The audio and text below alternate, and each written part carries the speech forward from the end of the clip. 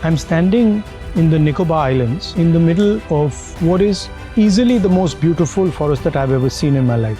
Thousands and thousands and thousands of acres of rainforest, and what is happening here is that all these trees are going to be cut. देश में चुनावी उठापटक के बीच राहुल गांधी ने एक बार फिर मोदी सरकार के एक बड़े प्रोजेक्ट को लेकर सीधा हमला बोला है और इस बार निशाने पर है ग्रेट निकोबार आइलैंड का mega infrastructural plan. Rahul Gandhi ने सिर्फ इसे एक प्रोजेक्ट नहीं बल्कि प्राकृतिक और जनजातीय विरासत के खिलाफ बड़ा अपराध बताया है। सवाल उठ रहे हैं, क्या ये विकास है या विनाश? और इसी सवाल ने सियासत को गरमा दिया है। नमस्कार, मेरा नाम है ऋचा पराशर और आप देख रहे हैं वन इंडिया हिंदी। आपकी जमीन, अंडमान निकोबार के लोगों की जमीन आपसे छीनी जा रही है, अदानी जी को दी जा रही है, बड़े बिजनेसमैन को दी जा रही है, बिना किसी से।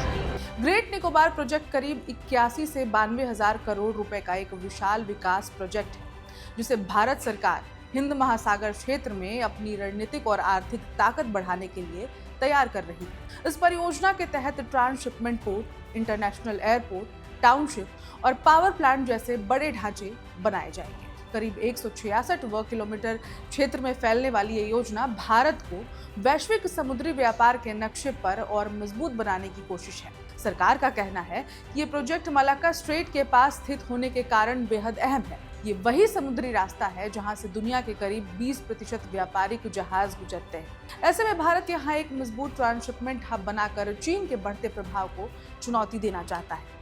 लेकिन राहुल गांधी इस पूरी परियोजना पर गंभीर सवाल उठा रहे हैं। उनका आरोप है कि इस प्रोजेक्ट के लिए लाखों पेड़ों की कटाई होगी, यानी पेड़ काटे जाएंगे और करीब 160 वर्ग किलोमीटर के घने वर्षावन को खत्म कर दिया जाएगा।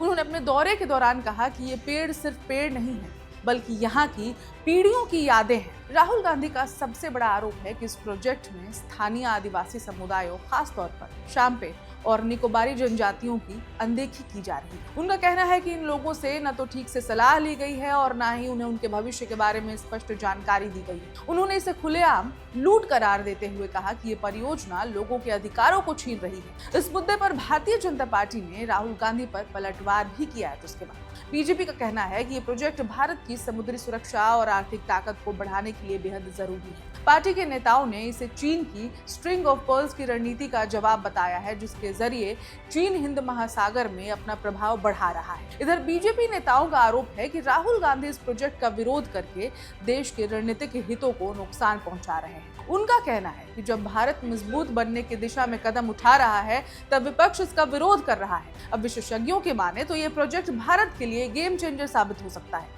इससे अंतर्राष्ट्रीय व्यापार बढ़ेगा, निवेश आएगा और भारत की समुद्री ताकत मजबूत होगी। लेकिन इसके साथ ही पर्यावरण और स्थानीय समुदायों पर पड़ने वाले असर को नजरअंदाज नहीं किया जा सकता। यही वजह है कि ग्रेट निकोबार प्रोजेक्ट अब सिर्फ एक विकास योजना नहीं रहा, बल्कि ये विकास बनाम पर्यावरण और सुरक्षा बनाम अधिकारों की बड़ी बहस बन चुका है। अब देखना यह है कि इस बहस में कौन सा पक्ष भारी पड़ता है, सरकार का विकास मॉडल या राहुल गांधी का पर्यावरण और जनजातीय अधिकारों का मुद्दा।